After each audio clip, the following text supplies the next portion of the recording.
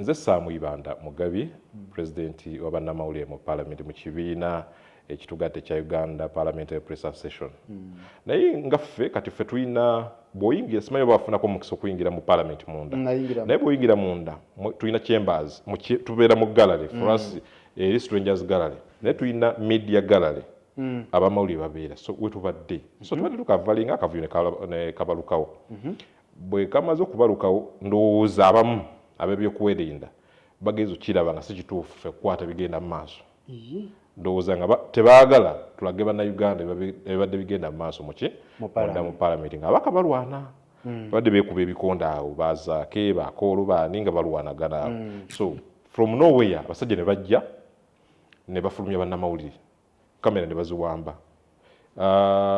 Bannamawulire bonna ne babatwala mu conference hall wansi mu basement. So ate eyo ate ne bateekawo ne ku gate nga bataddeko ku mulyango gwa conference teri kufuluma.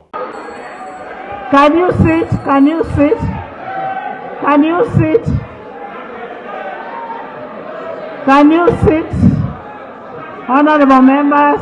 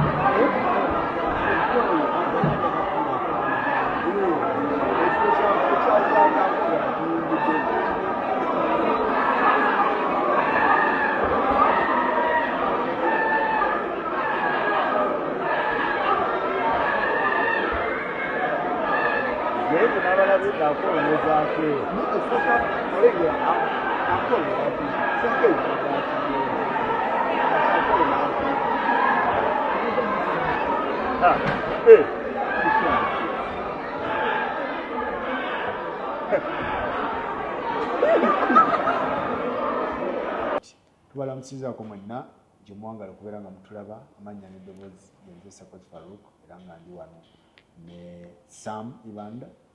akulira abamawulire abagasakira ku palamenti. Ensonga ezibaddewo leero mu palamenti buli omu azirabye naye nga tuba twetaaga okuzifunira ddala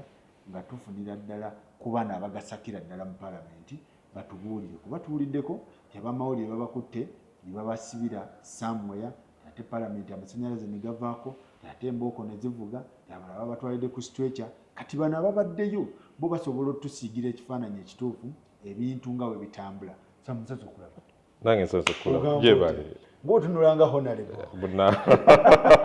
manyi gyoyagala okulaga naye otunulira ddala nga honorable ekyali munnamawulire gyebali nsaze okulaba nange nsaze okulaba nsaba weeyanjulisa neyanziza muganda wange Faruku webale kunnoonyaako kimanyi olunaku lubadde bize naddala ku saidi yange ne ku saidi ya palamenti era ngambye ensonga ezikwata ku bamawulire nina okuwaayo akadde atist tubeereko n'ebitwogere bitonotono. Nze Sam IBANDA Mugabi president wa bannamawulire mu palamenti mu kibiina ekitugadde kya Uganda Parliamentary Press Association. So nina bannamawulire nga 250 benkulembera 250 nga basakira mu palamenti. Palamenti ewezamu abamawulire nga bakolawa bannamawulire gye bali bangi nnyo bwe batyo radio TV online gye bali aba social media gye bali bonna gye bali kuba kati kakubuulire kategori zonna ezibeera kati tulina kategori z'abannamawulire aba international media houses nga bolaba aba Al Jazeera CNN biki nga bolabye olwaleero ebadde era babaddeyo because bo ababeera akavuyo ndowooza basinga okwagala abamu ne tubeera ne regional media houses nga bolaba Citizen KTV RTV Rwanda zonna zibeerayo then ne tubeera ne local media houses so zezisinga obungi of course local media houses so tulinamu aba radio tulinamu aba TV tulinamu aba print tulinamu aba online era ne committee gye nkulembera muyina representative wamu owa online so gye bali naye ng'ate si buvunaanyizibwa bwaffe okwakuletinga oba okusunsula abantu abalina okukavalinga parliament buvunaanyizibwa parliament yennyini okusunsula ng'oyita mu kitongole ekivunaanyizibwa ku communications Department of Communications so ekulirwa Chris Obole ye director so bwe bityo bitambula emirimu gya parliament bwe gityo bitambula so basunsula then bamaliza okusunsula nga bakuwadde because wabeerawo n'ebiwandiiko teeka kuba wasoma diguli olina diguli byonna bwe bityo ku reportinga from parliament wadde ffe bannamawulire bagamba nti tulina kubeera ne diguli n'ate bw'otunuulira ababaka bagamba senior 6 naye katutambulira awo bwe bityo bibeera so bwana Sam leero olunaku lubadde busy eri abamawulire abagasakira ddala mu palamenti n'ekibadde mu palamenti tusaba otusiigire ekifaananyi ebintu bino bibadde bitya ate bijja ddala ku mmwe mwennyini ababeera ddala wali ku source sijja kugenda nnyo mu politics abaddewo engeri bwe ndi president w'abannamawulire saagala nnyo kulaga side oba mbadde pro government oba pro opposition no wadde nga ndi muntu nange nyiza okulaba ekituufu nti ekituufu kyekino oba kyekino but bwe mba nkola omulimu gwange sirina kulaga side era munnamawulire yennyini omutuufu newaaba akola omulimu gwe naye talina kulaga side ekisingira ddala obutuufu gwe bw'oba olipootinga beera balanced laga side ya gavumenti laga ne side ya opposition because saagala oyogere ku ibanda kikyamu nkole story ng'eyogera ku oba faluuku naate nnemerera okujja okunoonya faluuku ogamba nti Isima agamba bw'ati kituufu oba si kituufu so not making sure it becomes my responsibility okunoonya gwe faluuku noonye side B naye gamba ki so kati ffe tubaddeyo okulaba ebigenda maaso nga bannamawulire abali accredited okukavalinga parliament so bibaddewo era pulina neetandika bulungi but of course okuviira ddala wiiki eno nga obadde ogobera debate naddala ku biiru eyo ku bagere ery'emmwanyi nti wabaddewo okusika omugwa kungi naye nga ffe kati ffe tulina bw'oyingira simanyi oba bafunako omukisa okuyingira mu parliament munda naye bw'oyingira munda tulina chambers tubeera mu gallery for us eri strangers gallery naye tulina media gallery abamawulire babeera so wetubadde so tubadde tukavalinga akavuyo ne kabalukawo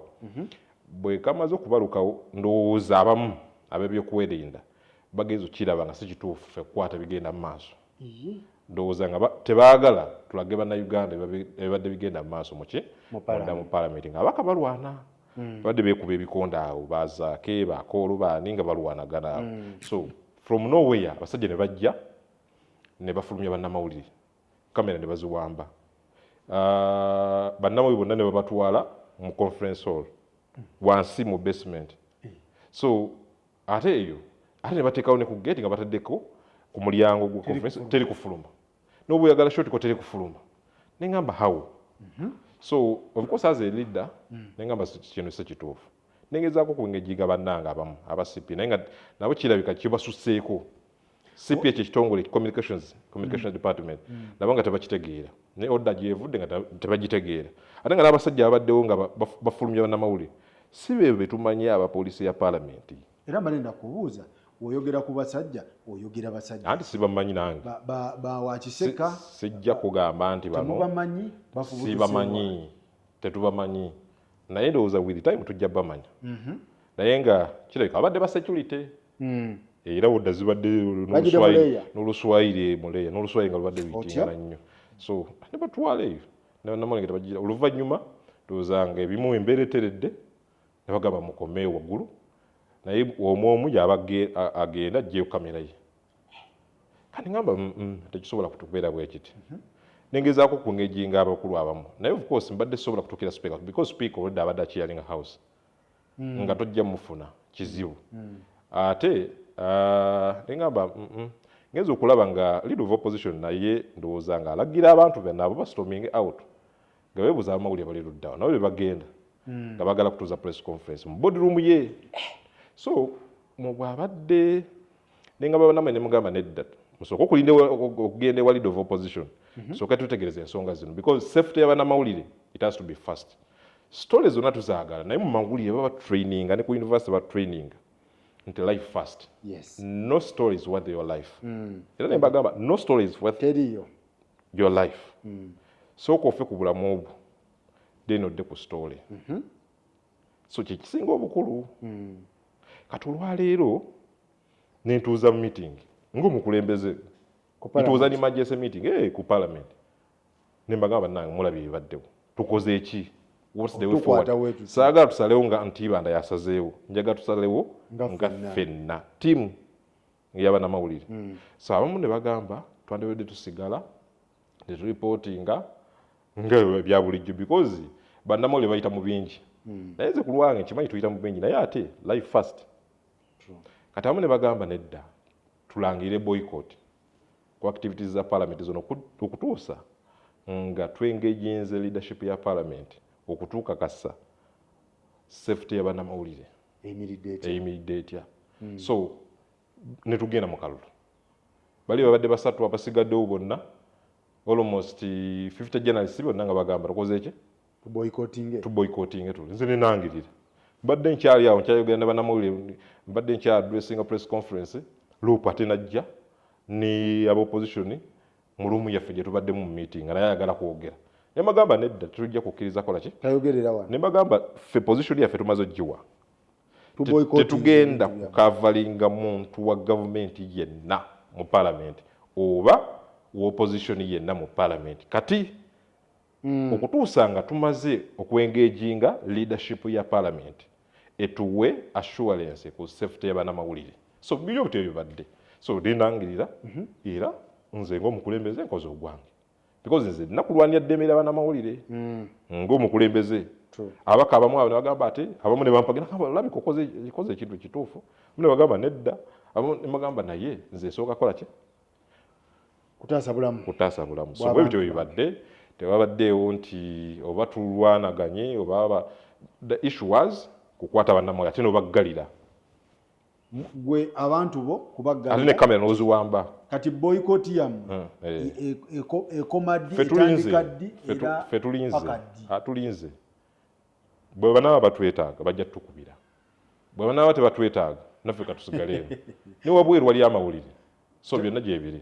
Abantu ku street oba ne wabweru balina endowooza nti ab'amawulire tetunywerera ku kigambo kyaffe. Timuyinza okuba musazewo boycott mugamba tuboycottinge abantu bano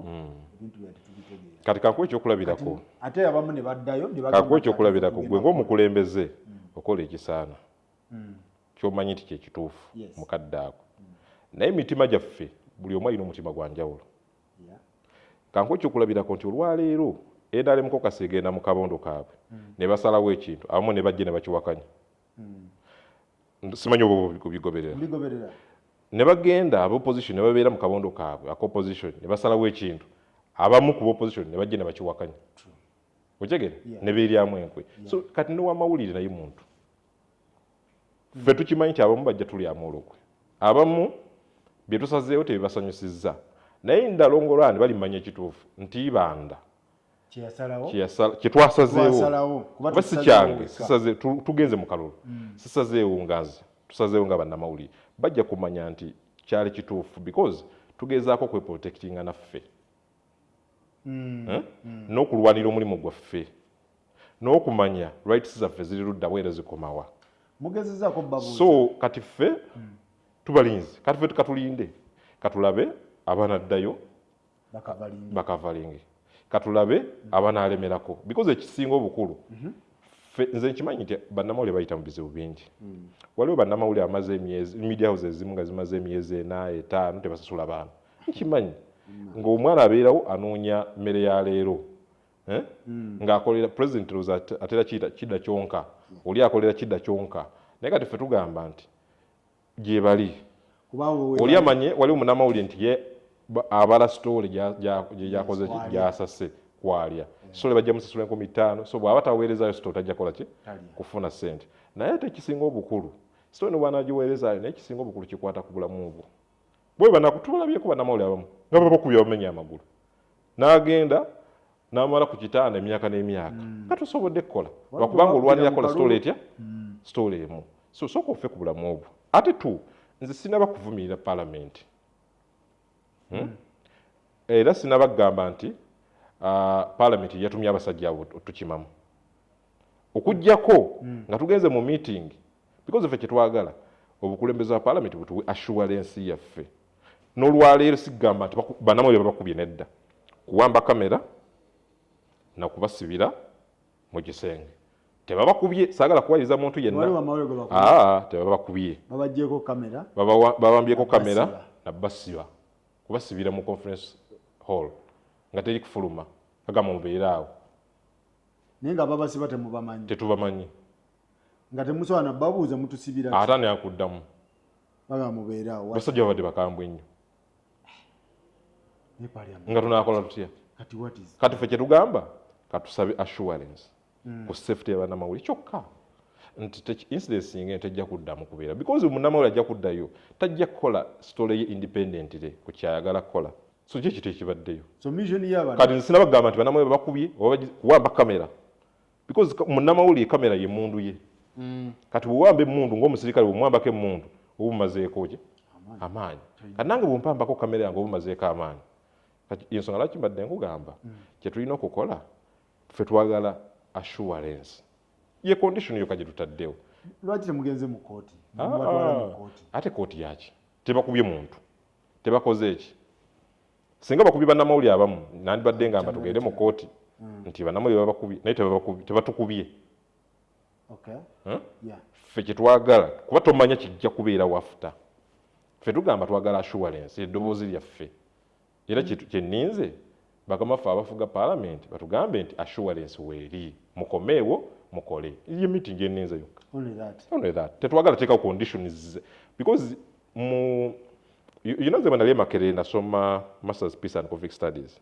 kati mu peace and conflict studies na masters eyo nasoma of course nga ntaddeko za journalism batugamba ba lecturers baffe batugamba nga professor olina okuleka omulyango nga guli open for negotiation buli lwogaana negotiation solution tejja kubeera provided but when you allow negotiation to take place a solution will be provided so mwagala mmwe baba wa assurance ku safety y'abamawulire tukomewo tukole emirimu gyaffe bwe batagibawa teri kuddayo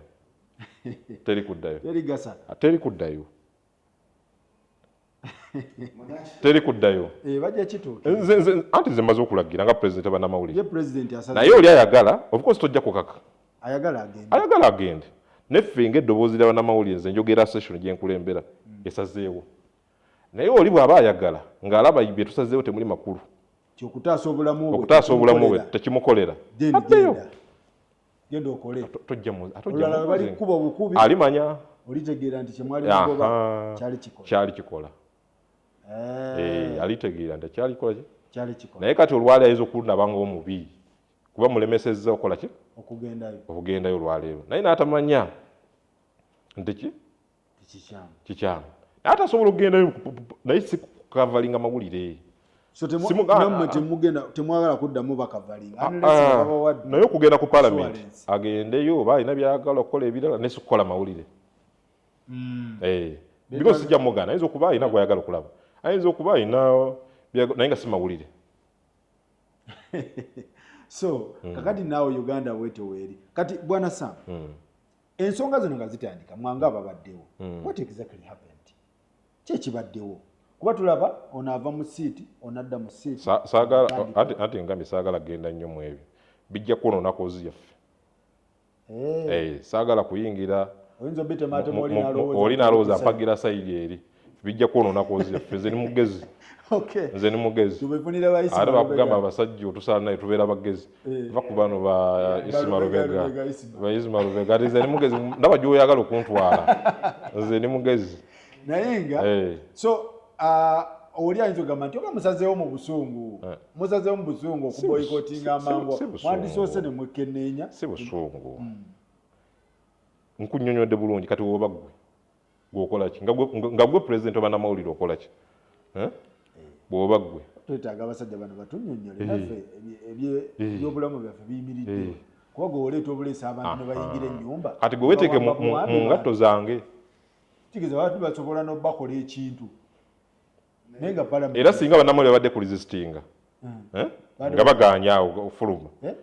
nze ndowooza nti wandibaddewo ekibeerawo njagala nnyo okukola ki okwogera amazima sagala kuwaayiriza okusinza ku information kamera zonna ziri what intact we ziri then ekyokubiri kyenjagala kyobuuziza amateeka ku mateeka n'olwaliro kati sinaba kufunayo muntu ng'agamba nti atwewaguddeko naye era tomanya naye era nkunyonjodde bulungi nekuwa ekyokulabirako nti NRM erina constitution ne NOPO erina ki constitution ne DP erina ki ne FDC naye temuli bakyewagula gye bali wonna naye nga bonna balina kisamateeka balina constitution agabakwata nti wewagula tukwata wetu bakabakwata emirundi emeka nze association yaffe kugambye tulina amateeka wegali naye ate nsaagala nnyo kuba tu hard on somebody mbere dictator naye ffe tusazeewo nga meeting era meeting ne tukkaanya tugamba nti kino kyetusazeewo let's boycott until further notice until we get an assurance from the leadership of parliament about our safety. Kati gwe bw'olaba nga safety ye eryoke genda okole sikukaka sijja kuforcinga muntu naye nti nammwe Sam mulina bakama bammwe ababatuma ku parliament era nabo mbawonize tojja kukaka munnamawulire mugamba ddayo by force mbawonize bakama bammwe kuba kati banakuba omwana we ani agenda omujjanjaba ate abamu tebasasula abamu tebasasula bannamawulire tebalina insurance kati nze nina insurance nze okitegeera nze kino wadde yampa insurance naye era nwanirira oli omwana talina insurance kati nze bwe nalwala bajja kunzijanjaba abaana bange baba bajjanjaba naye ate oli atagirina so bannannyini media houses nabo mubannyonnyodde ne mubagamba nze mbagambye gwe mugaso gwaffe era kyekyalute sinalowooza nti waliyo nannyini mukutu ayagala okulaba nga kamera ye gye yagula Batuwambye simanyi nti waliyo munnannyini mukutu gwonna ayagala okulaba ng'omukozi we afunye obuzibu bamumenye amagulu kuba tulabyeko bangi naye ng'ate ne bannannyini mikutu abamu nga tebasobola na kusitandinga n'abaana abo kubajjanjaba abaana ne batuuka okutunda ebintu byabwe abaana ne babonaabona famire zaabwe ne zibonaabona nga wadde n'emitwalo 10 tasobola gamba nti kaziweereze famire ey'omwana ono wiiki oba omwezi nga teziri media gye ziri neffe tusooke tulwanire kozi yaffe the right cause so media house muzirabudde temutumayo bantu balinde communication yaffe nja kucommunicatinga ekintu n'aba tusazeewo n'obukulembeze bwaki obwa parliament waliwo abankubiddeko nga they want to initiate naye nga balinzi speaker abadde akyali muki okuinitiating nga bagamba twanditudde tusortinga ensonga ne bagamba it's okay for us we are open okutuula naye twetaaga mutu assurance kyekikulu kyokkaddembe ly'abannamawulire genda olabe kati kankubuulire bwana Sam genda olabe mu nsi omuli entalo bannamawulire bangi battiddwa bangi ne mu Uganda wano bangi eddembe lyabwe lirinnyiriddwa bangi naye kati tunnaffe tulina okwerwanako gwe oba teweerwanyeeko bibyo bw'olemera okuba n'eddoboozi erimu oba owedde bw'obeera n'eddoboozi erimu tujja kufuna kye twetaaga palamenti yeetaagako boycott ekyo nange mbawagira mu boycottinga ebintu by'abasajja bano tetubitegeera ati nga babawadde assurance ku bulamu bwammwe kuba mmwe tebajja bamenya bumenya amagulu ate bo nze ngambe ekitaasizza era nsiima nnyo bannamawulire nti abasajja bazze era omaze okujja n'ogamba mufulume ne bafuluma era singa kubadde kozesa kifuba nze mbadde manyi nti awo namawulire badde bamumenya embiri z'omu nga mufulume netufuluma ne bakola ebyabwe naye nga byebyo naye nga mbasaba tubeere bakakamu nzikiriza nebaze bannamawulire abapalamenti nga tumaliriza ffe tuli independent ebyo byawujja bibyo ffe tuli independent era ffe njagala okutegeeza naye tukwatagana n'ebibiina ebirala era tubeera ne kozi oba uspa ne tukwatagana ne muganda wange Moses Alside Lubega wujja nabo tusobola okutukwatagana nabo olukundo muganda wange kibiina ky'abakyala nabo tukwatagana Naye nakyo mwe muli independent. HRNG bwe tuli independent ffe tuli independent nze nkugambye nze president kugambye ffe tuli independent Muli independent. Wekiri. Teri baga tikanti ate UCD ate nze apiiru ngiteekawa ebyaffe biggweeraawo apiiru yaffe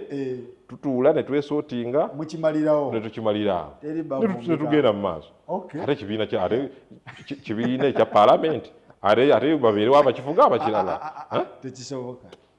nga bakugamba nti buli asaka agapambi alina okuba ne diguri ate obeere ate ekibiina okigabiraani omulala akifuge ng'ate akivuga eri nze nkubulidde ate ekyo ekibiina kyamaanyi bayidawe ekiriwa ekyo ekya paalamenti ekyaffe ekya UPPA bwe nkubulira abantu abazze bakulembera ekibiina ekyo bonna bamaanyi bonna banene Honorable Buse Mujunganda yali president w'ekibiina ekyo obadde okimanyi nkimanyi ekyo abadde akyogera Honorable Minister Margaret Muhanga yakulemberako ekibiina ekyo Dr. Mwesigye owe Kimei owe Makerere yali head of department mass communication yakulemberako ekibiina ekyo Honorable Agnes Nandutu yakikulemberako kinene kati Sam Ibanda Mugabi nange wendi ndi mutono ene waffe twalinayo tamala mirungi ne tukiwaako Kazibwe Bashir bonna banene tukiwadde Lukundo bonna banene kale nzikiriza mukama wange mwebale nnyo abamawulire agasikibwa mu palamenti tubatumiddeko president wamwe yabadde ayogera ekintu nga bwakyogedde bwekityo bwe kiri mpozi nga olina obubaka obusembayo njagala kubeebaza shedu nina tight naye nange era mbawadde obudde kuba nze manyi nti omulimu gwaffe gw'amawulire oli bw'omusaba interview n'agaana nawe owulira obulumi kati nange olaba kyova sigaana interview ne bwankubirira bangi bazze ne mbawa interviews kuba mmanyi kyetulwanirira kitukwatako ffenna oyinza okuba nga ggwe tokola ku palamenti naye ng'olinayo muganda wo olinayo sister wo nga naye akolayo ku palamenti nga wamawulire bwe bamukubye gwogenda okukosebwa bwe banaaba bamukosezza oba kamera bagyonoonye gwogenda okuyimirira muki mu position eyo okulabirira famire ye and so on naye nga njagala kubeebaza bonna tubeere bakakkamu ate kinkoze bulungi twandamwali babadde bakakkamu that's good tubeere bakakkamu tugobere amateeka ffe tugobera amateeka tetuli bamenyi b'amateeka naye twogerere n'eddoboozi limu nga tugamba nti twagala assurance ku safety yaffe boycott parliament